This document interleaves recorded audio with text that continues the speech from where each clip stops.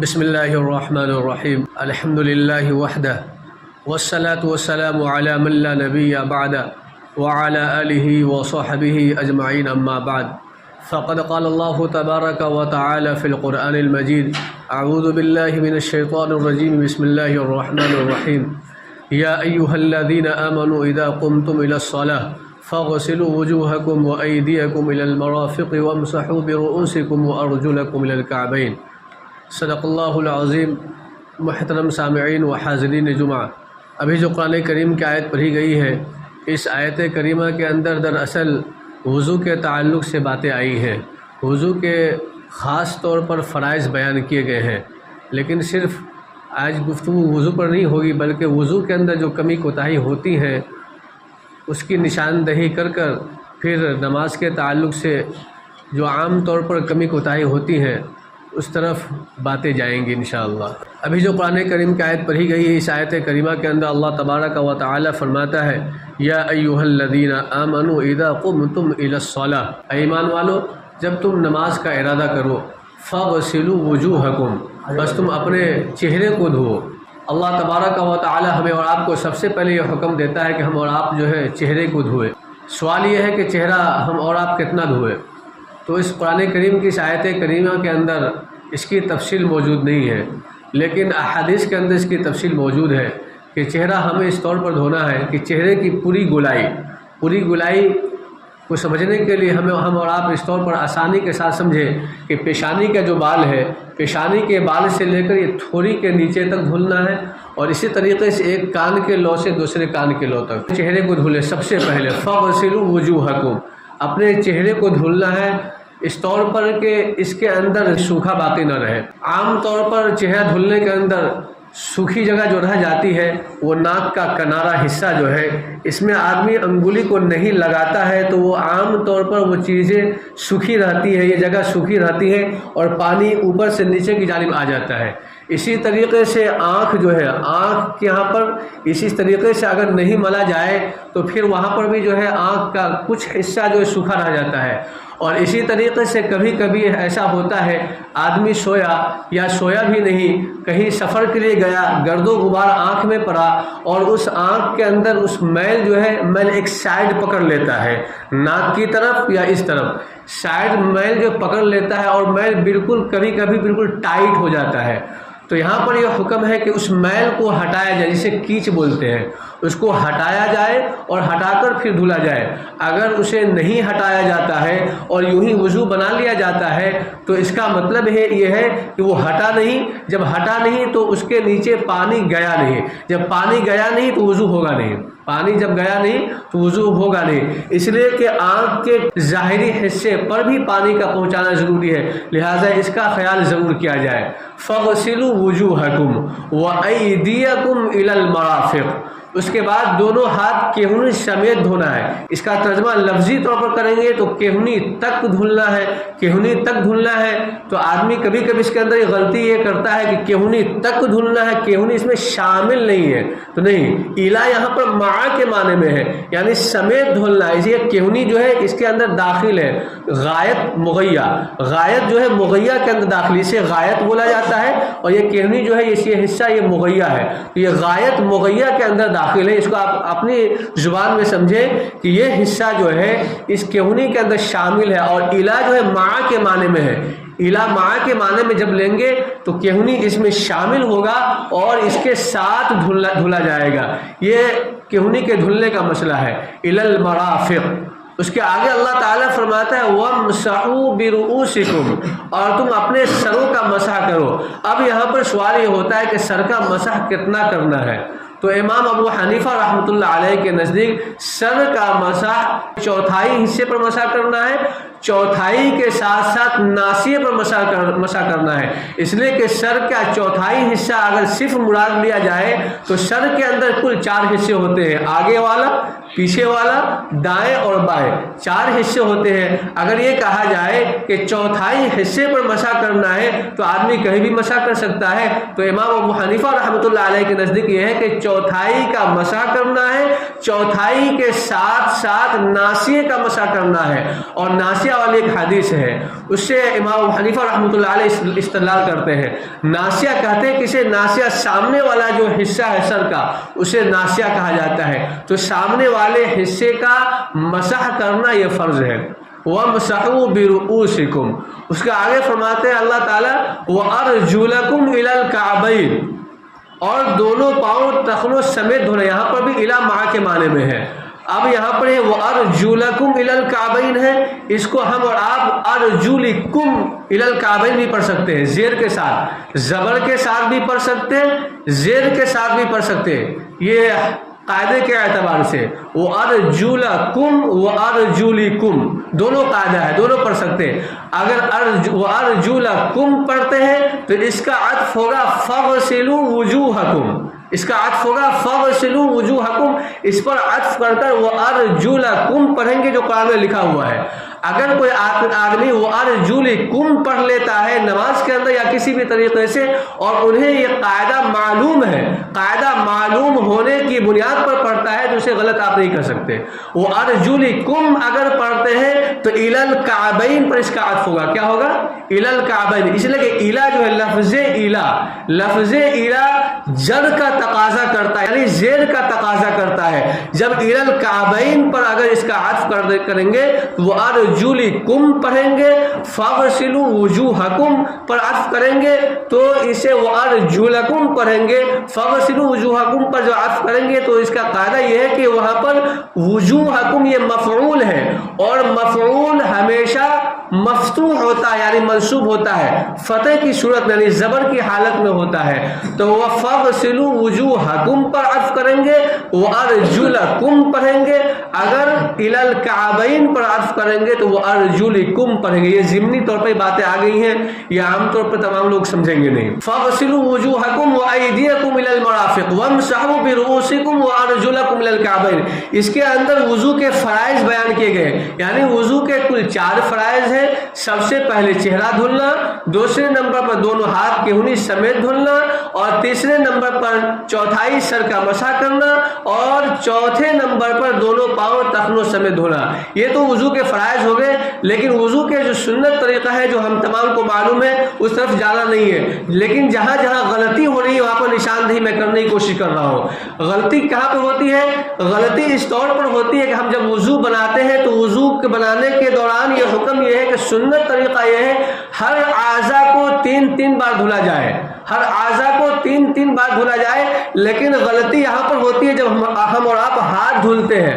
ہاتھ دھلتے ہیں تو ہاتھ دھلنے کے نتیجے میں 3 مرتبہ ہاتھ دھل لیا، اس کے بعد پھر ہاتھ میں پانی ڈالتے ہیں، ہاتھ میں پانی ڈال کر پھر 3 مرتبہ اس طریقے سے کرتے ہیں۔ یہ کیا طریقہ ہے؟ یہ کوئی طریقہ نہیں ہے، یہ وضو کے اندر شامل نہیں ہے، وضو کا طریقہ نہیں ہے۔ یہ ہاتھ میں اس طریقے سے پانی لے کر اس طریقے سے کرنا یہ نہیں ہے، بلکہ 3 مرتبہ دونوں ہاتھ کو دھلنا اس طور پر کہ ذرا سا بھی سوکھا نہ رہنے پائے۔ اور اسی طریقے سے کبھی کبھی یہ دیکھا جاتا ہے آدمی چہرہ دھلتا ہے، چہرہ دھلنے کے بعد جو ہے آدمی دونوں ہاتھوں کو کا پانی ہٹایا اور پھر اس طریقے سے کر لیتا ہے، یہ بھی طریقہ صحیح نہیں ہے، چوم لیتا ہے۔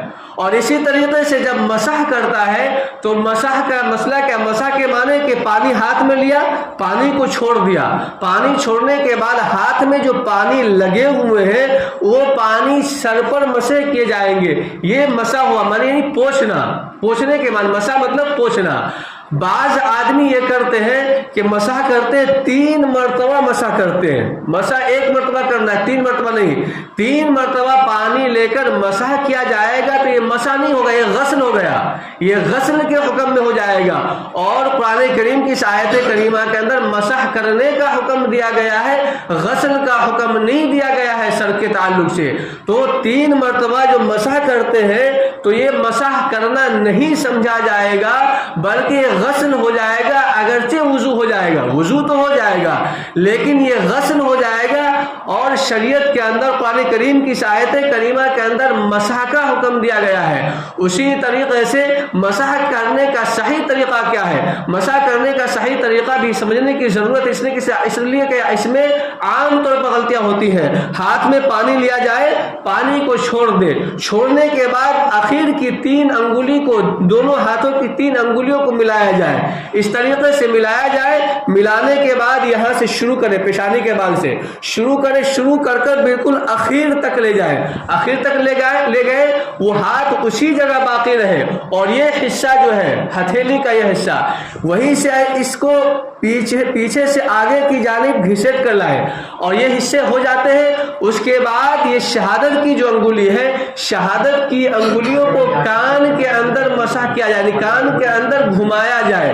اس کے بعد یہ انگوٹھے بچ جاتے ہیں، انگوٹھے کو کان کے پیچھے حصے والے پر مسح کیا جائے، یہ طریقے ہو گئے۔ اس کے بعد ہاتھ کا پچھلا والا حصہ بچ جاتا ہے، ہاتھ کا جو پچھلا حصہ بچ جاتا ہے، اس کو اس طریقے سے پچھلے والے حصے پر اس طریقے سے مسح کیا جائے، یہ طریقہ ہے مسح کرنے کا۔ لیکن عام طور پر اس کے اندر غلطیاں ہوتی ہیں، اس کا تدارک ہونی چاہیے، اور اس پر ہماری اور آپ کی نظر ہونی چاہیے۔ یہ وضو کے تعلق سے ہو گئی باتیں، اور اس کے اندر کبھی کبھی ایسا ہوتا ہے کہ ہم اور آپ وضو بنا رہے ہیں، وضو بناتے بناتے موبائل کی گھنٹی بجی، اور موبائل کی جب گھنٹی بجی تو ہم بات کرنا شروع کر دیے، جب بات کرنا شروع کر دیے تو اتنی لمبی بات کی گئی کہ جتنے وضو کے حصے دھل چکے تھے وہ حصہ خشک ہو چکا، یعنی وہ حصہ سوکھ چکا ہے۔ تو اب یہاں پر سوال یہ ہے کہ پھر سے وضو دہرائی جائے گی، یعنی پھر سے وضو بنائی جائے گی، یا جتنے حصے دھل چکے تھے وہاں سے آگے وضو بنائی جائے گی؟ تو اس کا طریقہ یہ ہے، اسے سمجھنے کے لیے ہم سب سے پہلے بات سمجھے کہ بات جو ہم نے کی ہے، اس دوران وضو کو توڑنے والی کوئی چیز پیش آئی ہے یا نہیں آئی ہے۔ اگر وضو کو توڑنے والی کوئی چیز پیش آ گئی ہے تو پھر سے وضو کرنا ضروری ہے۔ اگر وضو کو توڑنے والی کوئی چیز پیش نہیں آئی ہے تو پھر جہاں سے وضو باقی ہے یہ مکمل کر لیا جائے گا، وضو ہو جائے گا۔ اور لیکن یاد رکھے کہ وضو اس طور پر کیا جائے، پیر در پر کیا جائے، اس طور پر وضو کیا جائے کہ پہلا حصہ جسے ہم دھلے ہیں وہ سوکھنے نہ پائے کہ دوسرا عضو آدمی دھو لے، یہ سنت طریقہ ہے۔ لیکن اگر پہلا عضو سوکھ جاتا ہے، خشک ہو جاتا ہے، اس کے بعد دوسرا حصہ دھلا جاتا ہے، پھر بھی وضو ہو جائے گا، بشرطے کہ اس درمیان میں وضو کو توڑنے والی کوئی چیز پیش نہ آئی ہو۔ یہاں پر کچھ غلطی ہوتی تھی جس کی وجہ سے نشاندہی کر دی گئی ہے۔ اس کے بعد ہم چلتے ہیں نماز کی طرف، بلکہ اذان کی طرف بھی اب تھوڑا سا ایک جملے کی طرف چلیں۔ عام طور پر غلطیاں اذان کے جواب میں کہاں پر ہوتی ہے؟ اشہد ان محمد رسول اللہ جو ہوتے ہیں، اس کے اندر غلطیاں کیا ہوتی ہیں؟ جواب دینے والا صلی اللہ علیہ وسلم کہتا ہے، یہ جواب نہیں ہے۔ صلی اللہ علیہ وسلم یہ اس کا اذان کا جواب نہیں ہے، بلکہ بعینی اسی الفاظ کو دہرایا جائے گا۔ اسی طریقے سے حی علی الصلاۃ اور حی علی الفلاح کے اندر غلطی ہوتی ہے کہ آدمی اسی الفاظ کو دہرا دیتا ہے، اسی الفاظ کو دہرانا یہ جواب نہیں ہے، بلکہ وہاں پر لا حول ولا قوت الا باللہ یہ حدیث کے اندر جواب ہے، لا حول ولا قوت الا باللہ یہ حدیث کے اندر جواب ہے۔ لیکن دوسرے قول کے مطابق ایک قول یہ بھی ہے کہ اگر کوئی آدمی لا حول ولا قوت الا باللہ نہ کہہ کر بلکہ حی علی الصلاۃ اور حی علی الفلاح کے جواب میں حی علی الصلاۃ ہی کہتا ہے اور حی علی الفلاح ہی کہتا ہے، تو ساتھ میں اس کے ساتھ ساتھ لگے ہاتھ لا حول ولا قوت الا باللہ بھی کہہ لینی چاہیے۔ اگر صرف جو ہے اسی الفاظ کو دہرائے جاتے ہیں تو لا حول ولا قوت الا باللہ بھی کہا جائے گا، اگر نہیں دہرائے جاتے ہیں تو پھر یہ جواب صحیح نہیں ہوگا دوسرے قول کے مطابق۔ لیکن جو اصل قول ہے، مفتہ بھی قول جو ہے، مفتہ بھی قول یہ ہے کہ لا حول ولا قوت الا باللہ کہا جائے گا حی علی الصلاۃ اور حی علی الفلاح کے جواب میں بعینی اس الفاظ کو نہیں دہرائے جائیں گے۔ اسی طریقے سے کبھی کبھی اقامت کے اندر بھی غلطی ہوتی ہے کہ آدمی قد قامت الصلاۃ قد قامت الصلاۃ، اعراب کو ظاہر کر دیتے ہیں. ظاہر کر کر پڑھنا یہ طریقہ صحیح نہیں ہے، یہ درست اقامت نہیں ہے، بلکہ قد قامت الصلاۃ، قد قامت الصلاۃ، سکون یعنی اس تا کے اوپر سکون ہے، اس کو ساکن کیا جائے گا، قد قامت الصلاۃ تو نہ کہا جائے گا بلکہ قد قامت الصلاۃ. یہ طریقہ ہے یہ اذان و اقامت کا. اس کے بعد یہاں جب اذان اقامت کی بات آئی تو یہاں پہ ایک بات اور سمجھ لیں اذان کے تعلق سے. جب بچے پیدا ہوتے ہیں تو ان کے کان میں اذان دی جاتی ہے، ایک کان میں اذان دی جاتی ہے، دوسرے کان میں اقامت کہی جاتی ہے. اب یہاں پر سوال یہ ہے کہ اذان کون سی اذان دی جائے گی؟ اذان ایک تو ہے فجر کی اذان جس کے اندر الصلاۃ خیر من النوم ہے، اور جو اس کے علاوہ جو اذان ہوتی ہے اس کے اندر یہ لفظ نہیں ہے. تو بچے کے کان میں جو اذان دی جائے گی کون سی اذان دی جائے گی؟ تو یہاں پہ یہ سمجھے کہ فجر کی جو اذان ہے اس میں الصلاۃ خیر من النوم کا لفظ ہے، تو فجر کی اذان فجر کی اذان کے ساتھ ہی خاص ہے. فجر کی اذان کے علاوہ وہ اذان جو اذان معمول میں نہیں ہے، عمل میں نہیں ہے، فجر کی اذان فجر کی اذان ہی کے ساتھ خاص ہے. لہٰذا بچے کے کان میں جب اذان دی جائے گی تو فجر کی اذان نہ دی جائے گی بلکہ جو اس کے علاوہ جو اذان ہے، جو 4 وقت میں جو اذان دی جاتی ہے، یا اسی طریقے سے کوئی آفت آئی بلائیں آئی اس وقت اذان دی جاتی ہے، آدھی چلی اس وقت اذان دی جاتی ہے. ان آدھیوں کو روکنے کے لیے، آفتوں کو روکنے کے لیے، مصیبتوں کو روکنے کے لیے اذان دی جاتی ہے. یعنی الصلاۃ خیر من النوم کے علاوہ جو اذان ہے وہ اذان دی جائے گی. یا اور یہاں پر ایک عقلی اعتبار سے بھی سمجھنے کی کوشش کریں کہ جب ہم بچے کی کان میں اذان دیتے ہیں تو الصلاۃ خیر من النوم والی اذان کیوں نہیں دی جائے گی؟ اس لیے نہیں دی جائے گی، پہلی وجہ تو یہ آ گئی کہ وہ فجر کی اذان کے ساتھ خاص ہے. بہرحال اس کے بعد نماز کے اندر یہ کچھ باتیں سمجھنے کی کوشش کریں. نماز کے اندر جب ہم اور آپ کھڑے ہوتے ہیں تو عام طور پر اکثر کی حالت کیا ہوتی ہے؟ اکثر کی حالت یہ ہوتی ہے، کھڑے ہونے کی حالت یہ ہوتی ہے دونوں پاؤں کو اس طریقے سے پھیلا دیتے ہیں. اکثر کی حالتیں ہوتی ہیں دونوں پاؤں کو اس طریقے سے پھیلا دیتے ہیں. یہ کھڑے ہونے کا طریقہ قطعی نہیں ہے، یہ کھڑے ہونے کا طریقہ قطعی نہیں ہے، بلکہ کھڑے ہونے کا طریقہ یہ ہے کہ پاؤں کے انگلی کا سرا قبلے کی جانب ہوگا، پاؤں کی انگلی کا سرا قبلے کی جانب ہوگا، نہ کہ دائیں اور بائیں جانب ہوگا. اس طریقے سے کھڑا نہ ہوا جائے بلکہ بعین ہی اس طور پر پاؤں کو سیدھا کیا جائے کہ پاؤں کی انگلی کا سرا قبلہ کی جانب ہو. اس طریقے سے ہمیں کھڑا ہونی چاہیے. اس طریقے سے بعض احباب ایسے ہوتے ہیں جو کھڑے ہوتے پاؤں کو بالکل سمیٹ دیتے ہیں، بالکل سمیٹ دیتے ہیں، ایک پاؤں کو دوسرے پاؤں سے ملا دیتے ہیں. یہ بھی طریقہ صحیح نہیں. بعض احباب ایسے ہوتے ہیں بالکل پاؤں کو پھیلا لیتے ہیں، یہ بھی طریقہ صحیح نہیں ہے. صحیح طریقہ یہ کیا ہے؟ ہمیں اور آپ کو کھڑا اس طور پر ہونا ہے کہ 4 انگلی کے برابر بیچ میں فاصلہ ہو. لیکن کوئی آدمی اتنا موٹا تازہ ہے کہ وہ کھڑا نہیں ہو پاتا ہے. اگر اتنا کم فاصلے پر کھڑا ہو آدمی تو آدمی ڈگمگا جائے گا.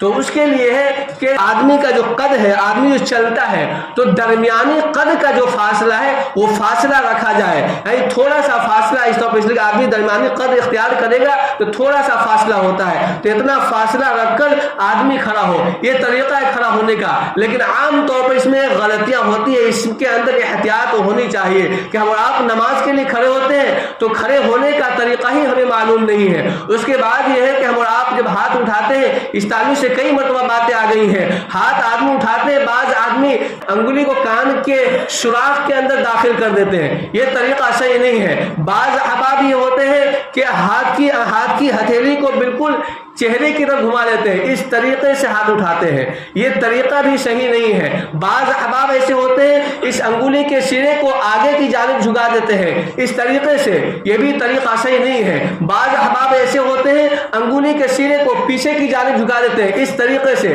یہ بھی طریقہ صحیح نہیں ہے. کتنے طریقے آ گئے، جتنے طریقے ابھی آئے یہ تمام میں سے کوئی بھی طریقہ صحیح نہیں ہے. آدمی اس طور پر ہاتھ اٹھاتا ہے کہ اس انگوٹھے کو اس کان کے لو کے اندر سٹانا ضروری سمجھتا ہے، یہ بھی صحیح نہیں ہے. صحیح کیا ہے کہ کان کے لو کے برابر ہاتھ اٹھایا جائے گا. صحیح طریقہ کیا ہے؟ کان کے لو کے برابر ہاتھ اٹھایا جائے گا. یہ انگوٹھا کا سرا جو ہے اس کان کے لو میں سٹ جائے تو کوئی بات نہیں, سٹ گیا اس میں کوئی حرج نہیں ہے, لیکن سٹانا ضروری سمجھنا یہ طریقہ صحیح نہیں ہے. تو جتنے طریقے بتائے گئے وہ اس میں سے کوئی بھی طریقہ صحیح نہیں ہے. صرف وہ طریقہ صحیح ہے کہ دونوں ہاتھ اس طور پر اٹھائے جائیں گے کہ کان کے لو کے برابر یہ انگوٹھا کا سرا ہوگا, کان کے لو کے برابر اس انگوٹھے کا سرا ہوگا, اس طور پر کہ ہاتھوں کی انگلی کا سرا پورا آسمان کی جانب ہوگا, نہ ادھر نہ ادھر نہ دائیں نہ بائیں کسی جانب جھکا ہوا نہ ہوگا, بلکہ بالکل اس طریقے سے ہاتھ کی انگلی کا سرا ہوگا. اس طور پر ہاتھ اٹھانے کی کوشش کریں. اسی طریقے سے ہاتھ جب باندھتے ہیں, ہم ہاتھ باندھتے ہیں تو اس طریقے سے ہاتھ پکڑتے ہیں اور اس بائیں ہاتھ کو اس طریقے سے لٹکا دیتے ہیں. تو اس طریقے سے ہاتھ کو پکڑنا یہ بھی صحیح نہیں, اور اسی طریقے سے بائیں ہاتھ کی ہتھیلی کو اس طریقے سے لٹکا دینا یہ بھی صحیح نہیں ہے. صحیح طریقہ کیا ہے؟ صحیح طریقہ یہ ہے کہ ان دونوں سے حلقہ بنایا جائے, انگوٹھا اور چھوٹی والی انگلیاں ان دونوں سے حلقہ بنایا جائے. حلقہ بنا کر یہ گٹا جو ہے اس کلائی کی جو ہڈی نکلی ہوئی ہے اس کو پکڑا جائے. پکڑنے کے بعد یہ 3 انگلی جو بچتے ہیں اس بائیں ہاتھ کے پشت پر رکھا جائے اور یہ انگلی اس کے بالکل برابر ہے, دائیں ہاتھ کے بالکل برابر ہے. اس طریقے سے پکڑا جائے. پکڑنے کے بعد یہ 3 انگلی اس پشت پر رہے اور اس طور پر ہاتھ باندھ لے. ہاتھ باندھنا ہے ناف کے نیچے. بعض آدمی پیٹ پر ہاتھ باندھتے ہیں.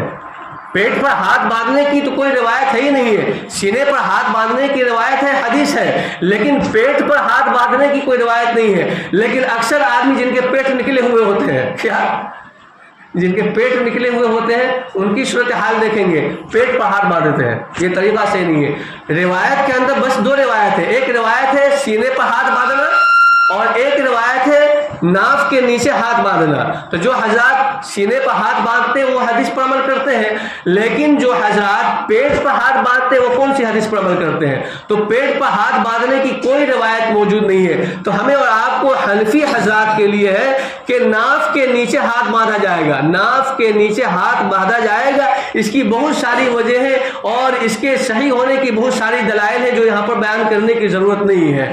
کسی کو معلوم کرنا ہو تو انفرادی طور پر کمرے میں آ کر معلوم کر سکتے ہیں.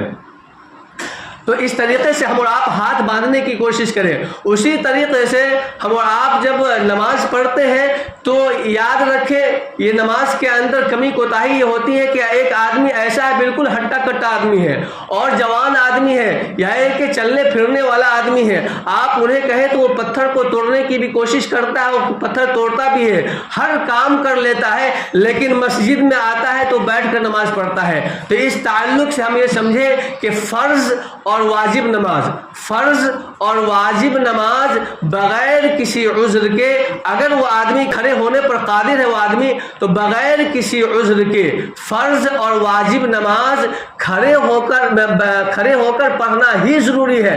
اگر کوئی آدمی فرض اور واجب نماز بغیر کسی عذر کے بیٹھ کر نماز پڑھتا ہے تو یہ کسی بھی حال میں جائز نہیں ہے, کسی بھی حال میں جائز نہیں ہے. خواہ وہ بس میں نماز پڑھی جائے, ٹرین میں نماز پڑھی جائے, فلائٹ میں نماز پڑھی جائے, کسی بھی حال میں جائز نہیں ہے. اگر نفل نماز ہے تو نفل کے اندر شریعت کے اندر وسعت دی گئی ہے کہ کھڑے ہونے پر قادر ہونے کے باوجود بھی اگر کوئی آدمی نفل نماز بیٹھ کر پڑھتا ہے تو ان کی نماز درست ہوگی, جائز ہوگی, لیکن ثواب کے اندر کمی آ جائے گی.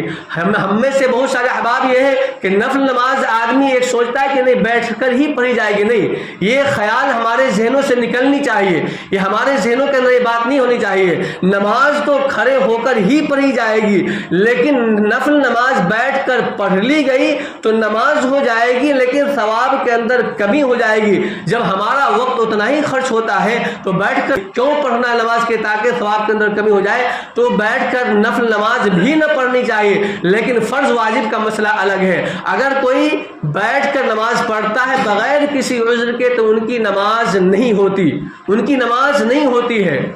اس پر ہمیں اور آپ کو توجہ دینے کی ضرورت ہے. اسی طریقے سے آدمی ننگے سر نماز پڑھنے کی کوشش کرتا ہے. آج کل تو فیشن کا زمانہ ہے، آدمی سوچتا ہے کہ نہیں یوں ہی نماز ہو جائے گی. آپ اسے روکنے کی کوشش کریں، انہیں بتانے کی کوشش کریں آپ اللہ کے گھر میں آئے ہیں، اللہ کے سامنے کھڑے ہو رہے ہیں، ذرا وضو قطع درست کر لے، ٹوپی پہن لے.